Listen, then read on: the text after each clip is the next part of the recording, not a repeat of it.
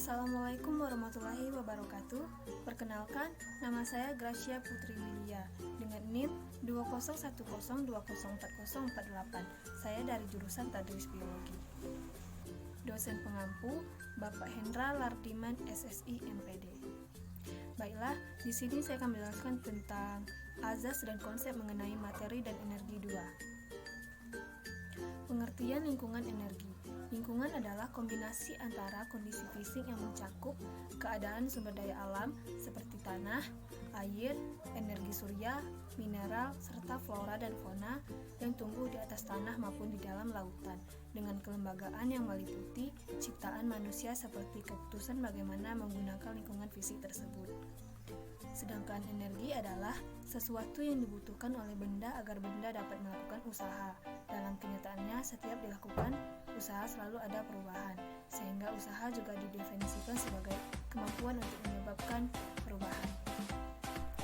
Selanjutnya, jenis-jenis lingkungan. Yang pertama, lingkungan alami.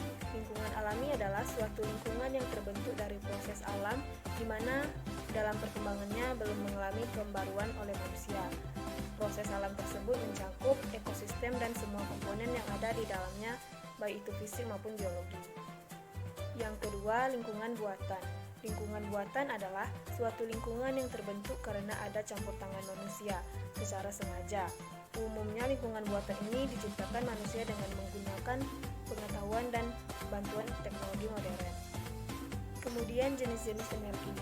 Yang pertama, energi kinetik. Energi kinetik adalah energi yang terjadi ketika kita bergerak. Yang kedua, energi potensial. Energi potensial merupakan energi yang disimpan atau belum digunakan. Energi ini dilihat dari posisi sebuah benda. Selanjutnya, rantai makanan.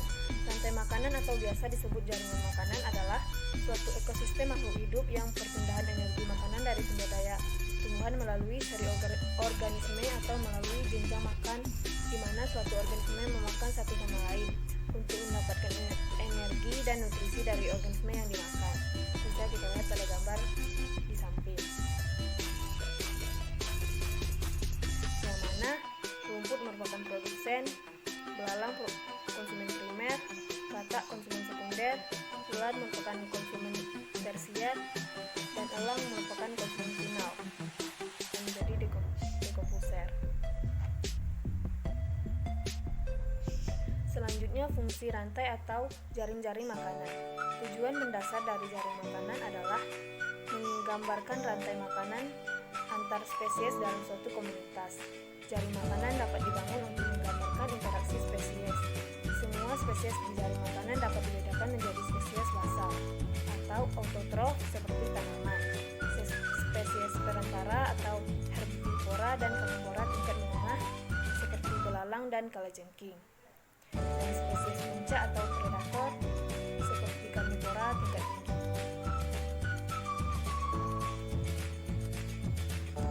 Selanjutnya, tingkatan tropik. Tingkatan tropik adalah urutan dalam rantai makanan di mana organisme tersebut memperoleh makanan untuk energinya.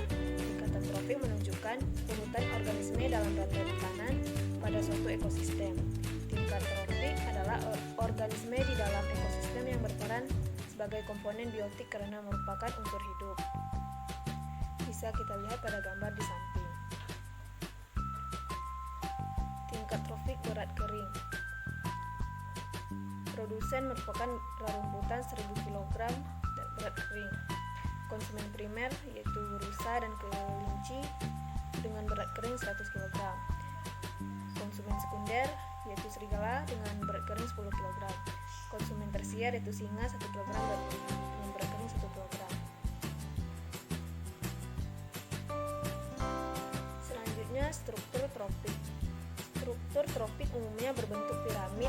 Organisme produsen sebagai penyusun bagian dasar secara berurutan ke atas disusun oleh tingkat tropik berikutnya.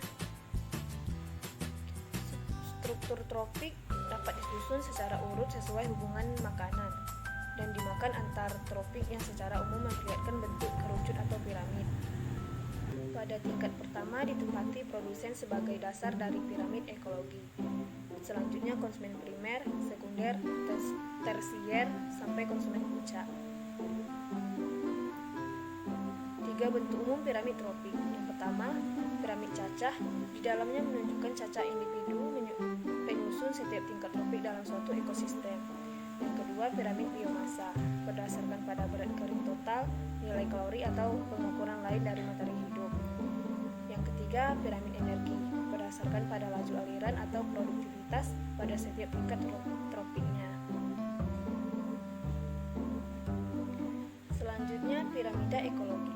Piramida ekologi adalah suatu diagram piramida yang dapat menggambarkan hubungan antara tingkat tropik satu dengan tingkat tropik lainnya secara kuantitatif pada suatu ekosistem. Pada piramida ini, organisme yang menempati tingkat tropik bawah relatif banyak jumlahnya. Bisa kita lihat pada gambar di samping. Digunakan untuk mengetahui gambaran umum atas susunan antar tropik yang didasarkan pada kepadatan populasi, berat kering maupun daya simpan energi di dalamnya. Susunan tropik dapat disusun secara urut sesuai dengan hubungan makan dan dimakan antar tropik yang secara umum memperlihatkan bentuk kerucut atau piramid. Nah, mungkin itu saja pembahasan yang dapat saya sampaikan pada video kali ini. Jika terdapat kesalahan, mohon dimaafkan. Saya tutup dengan wassalamualaikum warahmatullahi wabarakatuh.